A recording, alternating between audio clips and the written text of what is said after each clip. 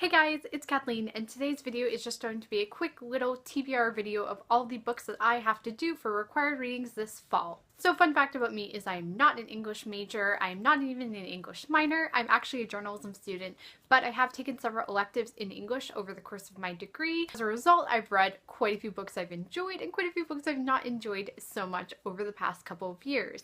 This fall, I'm only taking one English class, and that is children's literature, which is a class I'm actually really excited about and looking forward to. I think it's going to be a really fun class. It requires 6 books, so without further ado, here are all the books that I'm reading in school this semester. The first book I will be reading this semester is Tom Brown's School Days, and this is by an author who is just listed as Hughes. I don't know if we don't know his last name or it's just not relevant. I assume he's just known as Hughes, but that is the author of this work. I know very, very little about this book. I would probably not be reading it if it weren't for this class, but I do know it was an example of early children's literature, and the really interesting thing is that apparently back in the day, children's literature was a lot more sophisticated, mainly because English and literacy was really only taught to the upper classes, and it was taught at a very extensive high level, so younger kids would have been able to understand things at a higher level at that point, which is why this book is more sophisticated than the average children's literature book that we have today. I can't say I'm looking forward to reading this. It seems like it's going to be one of the more dense texts that we have all semester, but it should be an interesting one. Also this semester we have The Story of the Treasure Seekers by Edith Nesbit. I know absolutely nothing about this book. If you do know something about it, let me know. It's a children's literature book, that's all I know. I assume it has something to do with treasure, but we'll see. Then we have Treasure Island by Robert Louis Stevenson. This is one of those books that I feel like I should have read a long time ago. I know it's definitely a classic and staple in children's literature, so I'm excited to finally get the chance to read this one. Then the next 3 books I'm extremely excited about. First of all, we have The Horse and His Boy by C.S. Lewis.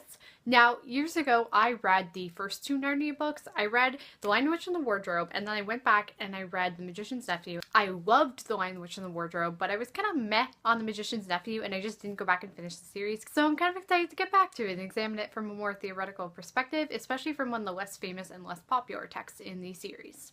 And then I will be reading for the first time ever Alice's Adventures in Wonderland, which is so exciting. I've never read this book, which is crazy to me. I'm sure you all know the stories by Lewis Carroll, and I'm so looking forward to reading it. I think it's going to be really interesting. I know this is a lot of people's favorite book, so I'm excited to see what I think of it. And then the book I am so excited to be reading in class, of course, is Harry Potter and the Philosopher's Stone.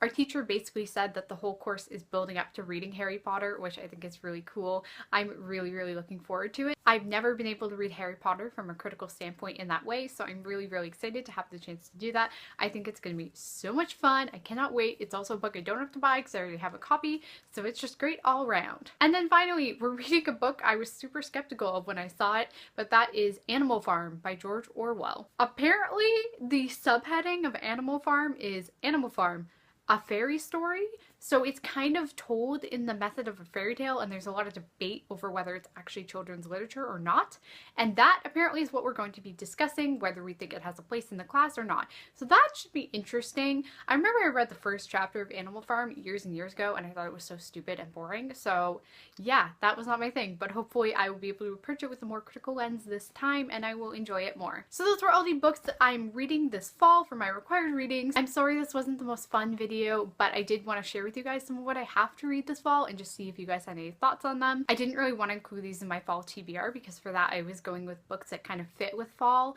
that I felt were good choices in that sense, so I didn't really want to include Tom Brown's School Days, for instance, because I don't even know what that book's about other than Tom Brown and his school days. If you guys have read any of these books, please let me know. I would love to know what you've thought or think of them, or if you're planning on reading any of these. Of course, you probably all read Harry Potter, but other than that. As well, let me know if you guys are taking any literature classes this fall. What are some books that you have to read? I would really love to know. Thank you guys so much for watching. If you did enjoy this video, give it a thumbs up and subscribe on your way out. If you'd like to follow me on any of my social medias, the links will all be in the description. But in the meantime, I will see you guys next time.